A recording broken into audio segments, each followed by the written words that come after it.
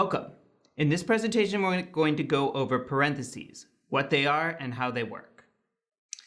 I'm going to explain parentheses as a solution to a series of problems. Let's start with one of those problems. Some propositional statements involve more than 3 simple sentences, but all of our connectives deal with 1 or 2 sentences. Here's an example. Miguel, Ariana, and Clyde will be at the restaurant. We cannot deal with this sentence just using 1 ampersand. Let me spell that out for you.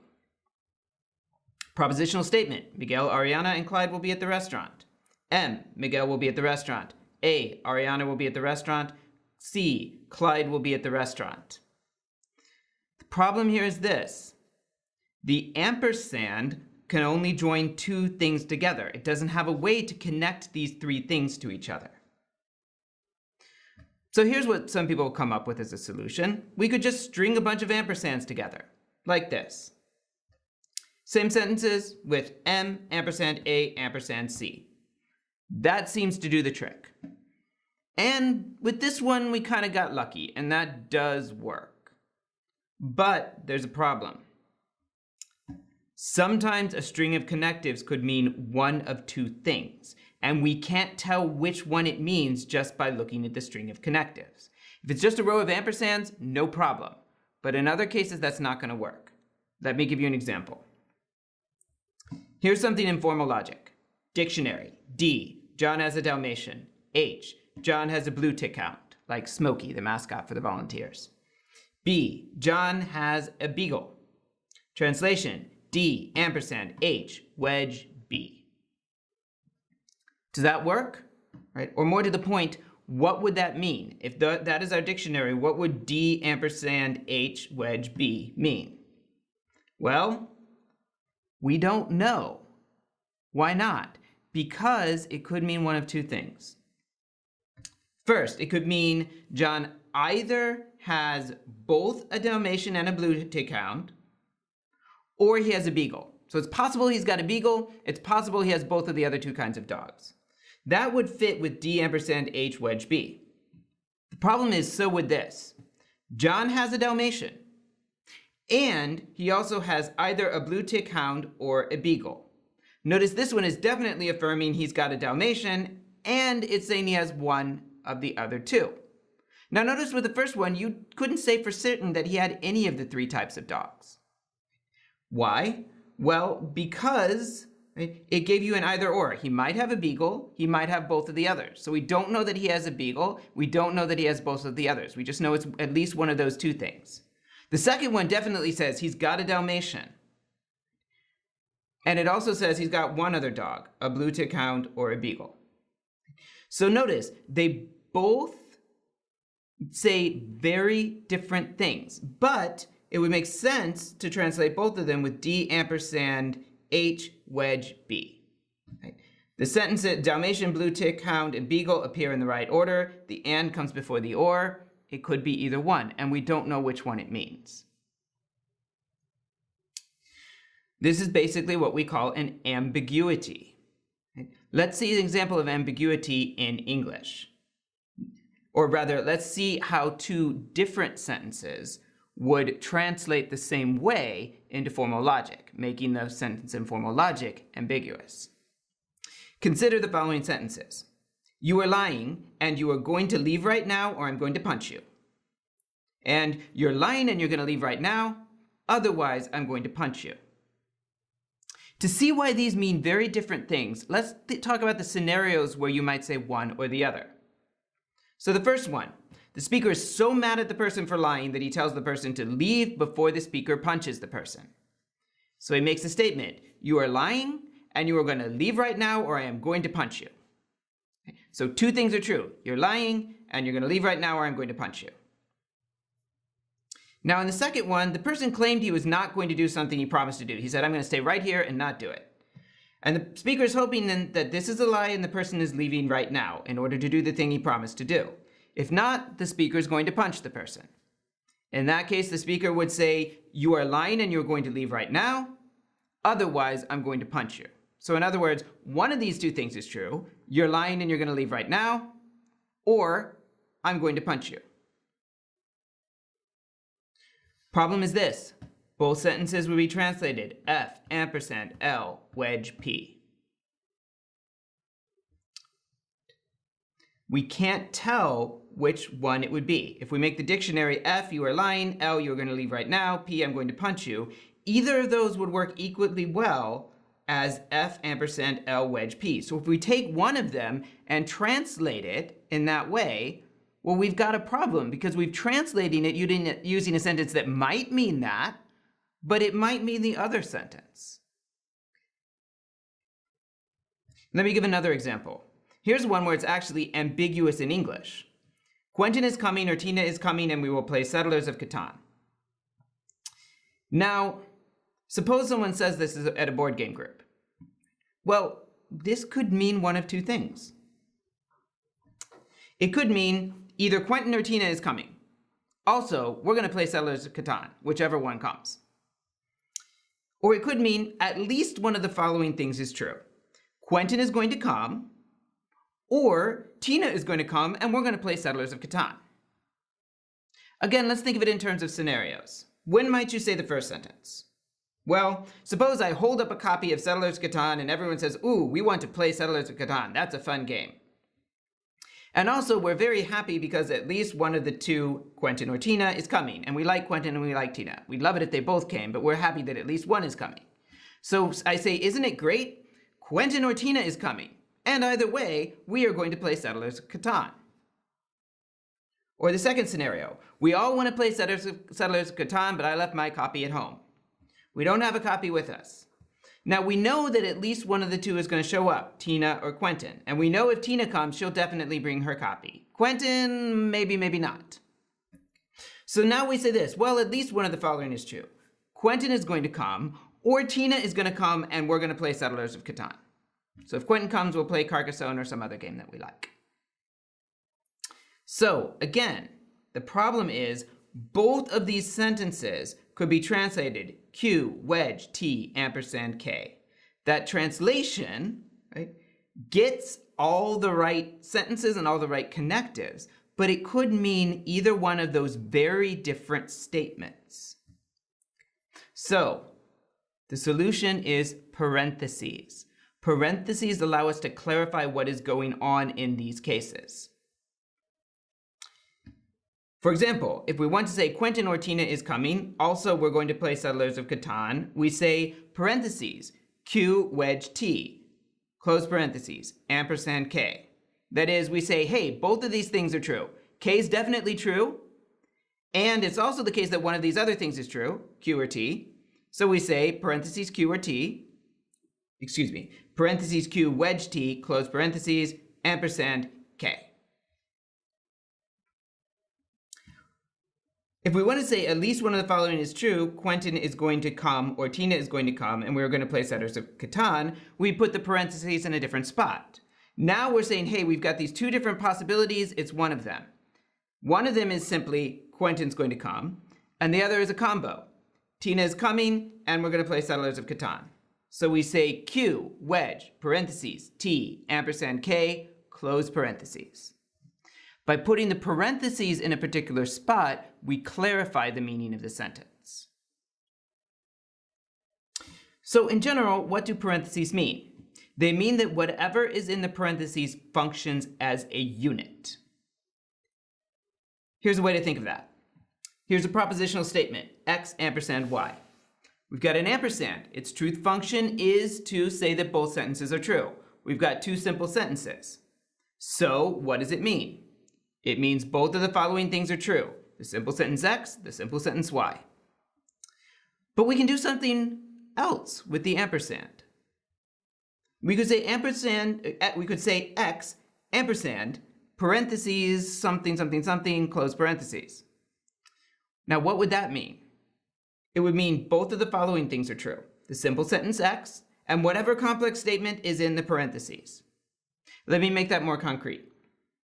Suppose we say X ampersand parentheses Y wedge Z close parentheses. Now we're saying both of the following things are true. The simple sentence X and the statement y wedge z. Or to spell that meaning out even further, both of the following things are true. The simple sentence X, and either Y is true or Z is true, possibly both. Right? Remember, that's the meaning of the wedge. So what's the practical purpose here? The practical purpose is this. These complex sentences with parentheses are still there to express truth functions. That is, they tell us something about which sentences in a set of sentences are true or false. In other words, they eliminate certain possible combinations of true and false sentences, and they leave others open. So let's look at an example. Either the Cardinals won tonight or Alice is sad, and Alice is not sad. Dictionary, W, the Cardinals won tonight, S, Alice is sad. Translation, parentheses, W, wedge, S, close parentheses, ampersand, tilde, S. Now, since we've only actually got two simple sentences here, W and S, there's four possibilities out there. W is true and S is true, W is true and S is false, W is false and S is true, W is false and S is false. Now, this is an ampersand. Okay, the sentence as a whole is an ampersand. It's putting two things together. So it's saying that both of them are true. So let's start with the right side. Right? We know that it's saying tilde S. Now, tilde S eliminates any possibility where S is true. So it knocks out W is true and S is true, and it knocks out W is false and S is true. Now, what about W wedge S? Well, that eliminates the possibility that W is false and S is false. So what are we left with? We're left with W is true and S is false. So it's expressing a truth function, but notice it's expressing a truth function that we couldn't have done with just one connective. We needed a more complicated sentence in order to express that truth function. And to do that, we had to use parentheses. So the key point is this. Parentheses allow us to build complex sentences that clearly express one and only one truth function. If we do things right, then there is no doubt about which truth function the sentence expresses. Here's another way to look at it. You can only do so much with connectives and simple sentences. Somebody got the idea that we could use a connective to join a simple sentence with a more complex statement. The connective expresses the same truth function it always did. The only difference is that the two items that it's talking about could be complex statements instead of simple sentences. Now I have to give some warnings. First, this is a formal sentence, so it must follow a rigid set of steps. A complex sentence is not putting three things together. For example, parentheses, A, conditional B, close parentheses, ampersand, parentheses, C, conditional, parentheses, D, wedge, E, close parentheses, close parentheses. It's easier to look at and work with than to say. Now, this is not joining five things together, right? It is not joining A, B, C, D, and E together. It is joining two things together. On one side, parentheses, A, conditional B, close parentheses. On the other side, parentheses, C, conditional, parentheses, D, wedge, E, close parentheses. That's it. One way to think of that is in terms of building up this sentence. Okay. Suppose we started with B. Well, then we put it together with A to get A conditional B. Right? Now, at this point, we can't add anything to B. B has been absorbed into a unit, A conditional B, and we can do stuff with A conditional B, but in a sense, B is gone, or at least it doesn't have an independent function. It now functions as part of that unit. And we put that unit together with C conditional parentheses D wedge E close parentheses. Okay. Put parentheses around both of them, put them together with an ampersand, and we've got a more complex sentence. Or if it's clearer for you, let's look at it in terms of breaking that complex sentence down. That longer sentence has two components. On one side, A conditional B. On the other side, C conditional parentheses D wedge E close parentheses. Now, each of these has components of its own. On one side, it's A and B. On the other side, it's not C, D, and E. It's C and D wedge E. D wedge E has its own components, D and E. But notice, when you go up to more complex levels, things stop functioning on their own. They start functioning as part of a larger unit.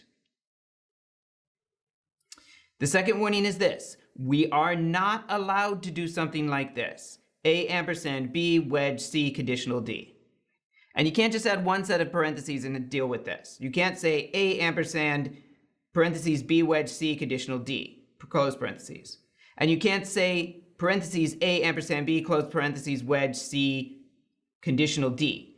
You can't have connectives and sentence letters floating out there like that. Okay? Those are not permissible things in our system, which brings us to a piece of vocabulary. In propositional logic, we only use well-formed formulas. A well-formed formula is one of the following: a simple sentence, two simple sentences joined by a two-place connective, which means ampersand, wedge, connective, or biconditional, the negation of a simple sentence, putting a tilde in front of it, two well-formed formulas joined by a two-place connective, and the negation of a well-formed formula. If you join together two well-formed formulas, you must put parentheses around each of them. If you negate a well-formed formula, you must put parentheses around the whole thing. Implication is this: anything that attempts to join three sentence letters together without parentheses is not a well-formed formula. That is, it is completely meaningless in our system. It's not that it's false, it's that it's neither true nor false. It's like saying the blip, blop, bloops, and blurps. Right? Well, that means nothing. Or to take a classic example from linguistics, the green concept sleeps furiously. And if I say that and someone says, well, that's nonsense, I couldn't say, oh, so you're saying that green sentences don't sleep furiously, or that they sleep calmly. The answer would be no. No, I'm not saying it's true or false. I'm saying it means nothing. In the same way, A ampersand B wedge C ampersand D wedge E with no parentheses in there means nothing. It might as well just be making random sounds. So, if you want to talk about three simple sentences, you must make a statement about one and use a connective to join that statement to the third sentence.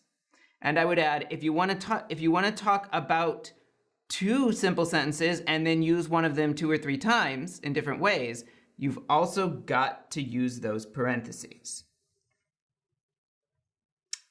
So, bottom line, parentheses allow us to express very complicated truth functions. They also fix things so they have a clear, exact meaning.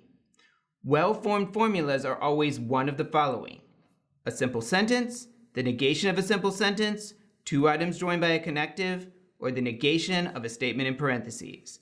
Anything else is considered meaningless in our system. That's what I have to say about parentheses. As always, if you have any questions, please feel free to contact me by email or come see me in office hours.